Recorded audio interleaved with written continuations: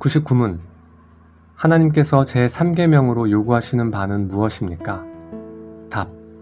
저주나 거짓 증거 또는 불필요한 맹세를 하면서 하나님의 이름을 욕되게 하거나 잘못 사용하지 않아야 하며, 또한 그와 같이 무서운 죄를 범하는 이를 침묵 가운데 그저 바라보는 방관자가 됨으로써 그러한 죄에 함께 참여하지 않아야 합니다. 요컨대 하나님의 거룩하신 이름은 반드시 두려움과 경외심으로 높여드리는 일이 아니면 사용하지 말아야 하며, 그리하여 하나님을 올바르게 고백하고 그를 예배하며 모든 말과 행위 가운데 그를 영화롭게 하여야 합니다. 백문. 맹세를 하거나 저주를 함으로써 하나님의 이름을 모독하는 일이, 그것을 막거나 금하기 위하여 최선을 다하지 않은 사람들에게조차도 하나님께서 노하실 만큼 그렇게 심각한 죄입니까? 답. 예, 정말로 그렇습니다. 하나님의 이름을 모독하는 것보다 더 큰 죄는 없으며, 그것보다 더 하나님을 노하게 하는 죄는 없습니다. 그렇기 때문에 하나님께서는 그러한 죄에 대하여 사형을 명하셨습니다. 해설입니다.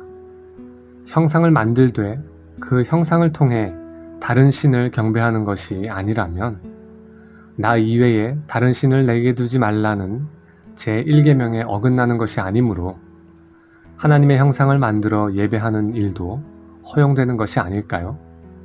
사람들은 종종 형상은 단지 그 형상이 가리키는 하나님을 경배하기 위한 수단일 뿐이기 때문에 제1계명에 어긋나는 것이 아니라고 강조합니다.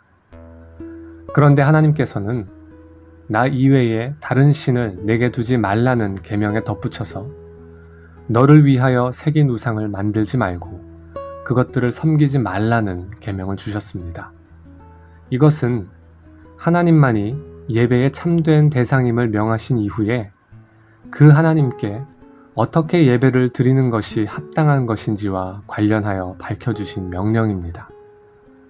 하나님을 예배한다는 명목으로 하나님을 어떤 형상으로 만들어서는 안 되며, 형상이 하나님을 가리킨다는 명목 아래 그 형상을 섬기는 것이 허용될 수 없다고 밝히신 것입니다.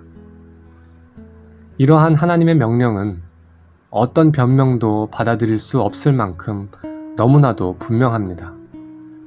형상을 만들어 예배하려는 자의 의도는 결코 그 형상 자체를 섬기는 것이 아니라 그 형상을 통해서 하나님을 예배하기 위함이었다고 말해도 소용이 없습니다.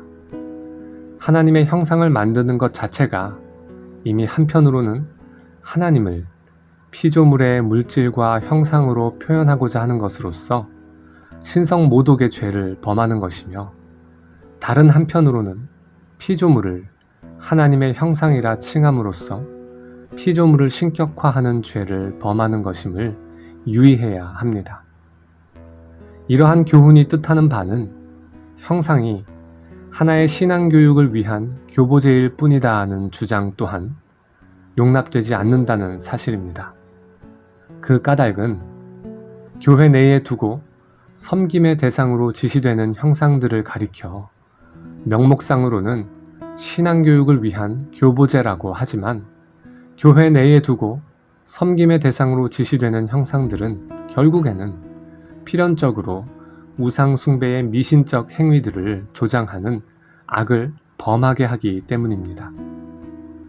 하나님만을 예배하며 그를 형상화하지 않도록 명령하신 하나님은 자신을 질투하는 하나님이라 말씀하시고, 이러한 죄를 범하는 자들에게 그들의 죄값을 3, 4대까지에 걸쳐서라도 철저히 묻겠다고 경고하십니다. 죄악의 영향력은 3, 4대에 걸쳐서 나타날 만큼 강하므로 죄악의 행위와 습관을 신속히 그리고 결연히 끊어내라고 교훈하십니다. 하나님은 또한 계명을 지키는 자들에게 은혜를 1000대까지라도 베푸시겠다고 약속하십니다. 계명을 지키는 선한 행위를 하나님은 몹시 기뻐하십니다. 따라서 1000대에 이르는 긴 기간 동안에라도 신앙의 모범을 그 후손들이 끝까지 잊지 않고 지킬 것을 권하시며 후손들에게 그러한 은혜를 베푸시겠다고 약속하십니다.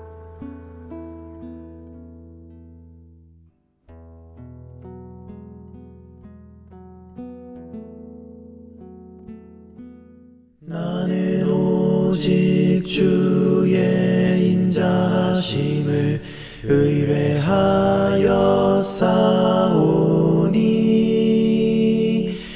내 마음은 주의 구원을 기뻐하리.